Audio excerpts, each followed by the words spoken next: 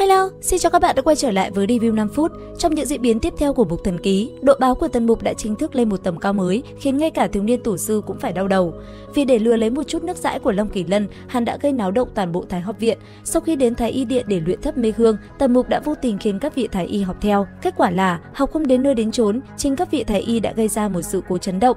Khi luyện theo phương thuốc của Tần Mục, đến bước cuối cùng không biết thu hồi dược lực, các Thái y đã lập tức bị trúng thuốc mê do chính mình tạo ra. Không chỉ vậy, hàng loạt sĩ tử trúng thấp mê hương đều ngã lăn ra đất, ai nấy đều bất tỉnh nhân sự. Mấy ông tu vi cao hơn như Quốc tử giám thì tứ chi tê dại, không thể cử động. Ngay cả Bá Sơn Tế Tiểu, một trong những cường giả mạnh nhất cũng chỉ kịp vận công đẩy độc khí ra ngoài và bất lực chứng kiến cảnh tượng kinh hoàng. Ông còn tưởng lần này là sẽ phải diệt môn. Ngay lúc dầu sôi lửa bỏng, thiếu niên tổ sư đã đứng ra xử lý hậu quả.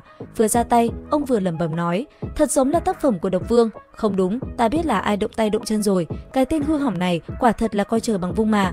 Đang không biết tìm hắn ở đâu thì tổ sư và Bá Sơn Tế Tiểu nhìn thấy Tần Mục đang lững thững đi ra từ sau núi, trên tay đang vác con thanh ngưu bất tỉnh nhân sự. Vừa thấy cảnh tượng thi thể la liệt và hai ông lớn đang nhìn mình chằm chằm, Tần Mục biết có biến, hắn vội vàng xách con hồ ly lên và định co giò tẩu thoát. Nhưng chạy sau được, hắn bị thiếu niên tổ sư tóm lại trong vòng một đốt nhạc. Bị bắt tại trận, Tần Mục bị sư tổ quát đứng úp mặt vào tường. Khi bị hỏi tội, hắn liền chối bay chối biến rồi vội vàng phân bua: con bò kia là ta làm say ngất, còn những sĩ tử và tế tiểu này thì ta không biết. Thấy hắn tỏ ra vô tội, thiếu niên tổ sư bắt đầu liệt kê một tràng tội trạng của Tần Mục. Nào là đánh hết sĩ tử, phá sạch phòng ốc, chôn người vào đất, đánh bại Long Vân Quốc tử giám trước mặt hoàng đế, và bây giờ là làm ngất cả học viện. Bá Sơn Tế Tiểu lúc này mới tò mò hỏi: đúng đấy, ngươi làm con pet của ta say ngất làm gì? Tần Mục ngập ngừng khai thật: ta đùa giỡn với nó, ta định trộm mấy cọng rau trong vườn để cải thiện bữa ăn. Nghe có mùi lươn lẹo, Bá Sơn Tế Tiểu vặn lại ngay: ngươi quật ngã thanh ngưu của ta rồi, vì sao không đi hái rau, ngược lại khiêng nó chạy ra ngoài? Rốt cuộc, ngươi muốn ăn rau của ta hay thú cưng của ta mới chính là món ăn của ngươi? Tần Mục cứng họng, thấy hắn sắp bị xử, thiếu niên tổ sư liền ghé tai Bá Sơn Tế Tiểu nói nhỏ một câu, khiến cục diện đảo chiều hoàn toàn. Thì ra ông nói nhỏ: Bá Sơn, hắn là đệ tử của Độc Vương, Ngọc Diện Độc Vương đấy. Nghe xong, Bá Sơn Tế Tiểu sợ đến sởn cả tóc gáy, vội vàng lùi ra xa, lắp bắp nói: nếu thanh ngưu của ta không có chuyện gì, vậy việc này ta liền không truy cứu nữa. Nói rồi, thân hình Bá Sơn Tế Tiểu cũng liền biến mất. Tiếp theo, để ngăn Tần Mục tiếp tục gây họa, tổ sư quyết định giao cho Bá Sơn Tế Tiểu nhiệm vụ quan sát Tần Mục như hình với bóng trong 2 tháng.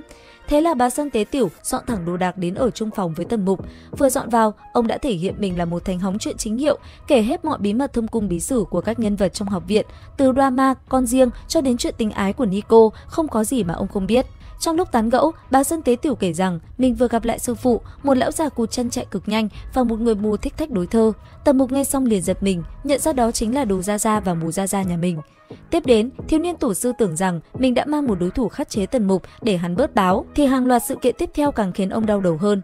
Trong lúc Tần Mục luyện đao, Bá Sơn Tế Tiểu đang ngồi uống rượu bỗng trố mắt nhìn. Đột nhiên, ông ném văng hồ lô rượu, rút đao và múa một chiêu thức y hệt, miệng ngâm vang. Thanh gươm mạ vàng rất ngọc trắng, xách gươm đứng nhìn khắp 8 phương. Đó chính là chiêu đề giao độc lập Cố Bát Hoang. Tần Mục lập tức đối lại bằng chiêu hoành thụ mang mang nhất tuyến thiên. Hai luồng đao khí va chạm, hai người thu đao, quay lưng vào nhau. Bá Sơn Tế Tiểu trịnh trọng quay lại, chắp tay: sư đệ. Tần Mục cũng cúi người: sư huynh. Hóa ra cả hai đều là đồng môn, cùng chung một sư phụ là Đồ Tể. Kế đến, để sư huynh thấy rõ thực lực của mình, Tần Mục chủ động nói: sư huynh, ngươi dùng cảnh giới ngũ diệu để chặn kiếm của ta. Bá Sơn Tế Tiểu tự phong ấn tu vi, hùng hồn tuyên bố: ta chuẩn bị kỹ càng rồi. Tần Mục chỉ nhặt một cành củi, lấy củi làm kiếm và đâm thẳng tới. Một tiếng nổ lớn vang lên, cánh cửa và cả một mảng tường dài của căn phòng nổ tung thành trăm mảnh. Bá Sơn Tế Tiểu bị đánh bay vào đống gạch vụn, lồm cồm bò dậy, mặt mày xám xịt nhưng cười ha hả vì thán phục. Các sĩ tử khác nghe tiếng nổ chạy đến, thấy cảnh tượng thì hả hê cười trên nỗi đau của người khác, tưởng Tần Mục bị đánh. Ai dè, họ lại thấy Tần Mục vẫn sạch sẽ, còn Bá Sơn Tế Tiểu thì lại là người trông chật vật hơn. Trước mặt mọi người, Bá Sơn Tế Tiểu cố tình lớn tiếng nói: bản lãnh của ngươi cực cao, thế nhưng dường như công pháp xảy ra vấn đề, có một sơ hở trên vai trái. Lời này vô tình lọt vào tai Thẩm Vạn Vân và toàn bộ các sĩ tử trong sĩ tử cư. Chính vì thế, tất cả đã đến khiêu chiến Tần Mục. Bá Sơn Tế Tiểu không chỉ để cho hắn ra tay với đám sĩ tử kia, phá hoại toàn bộ kiến trúc của sĩ tử cư, mà còn đề xuất Tần Mục lên làm tiến sĩ đầu tiên của Thái học viện. Liệu rằng hành trình tiếp theo của cả hai sẽ còn báo đến mức nào? Ấn đăng ký kênh YouTube Review 5 phút để biết thêm chi tiết nhé. Bây giờ thì xin chào và hẹn gặp lại các bạn.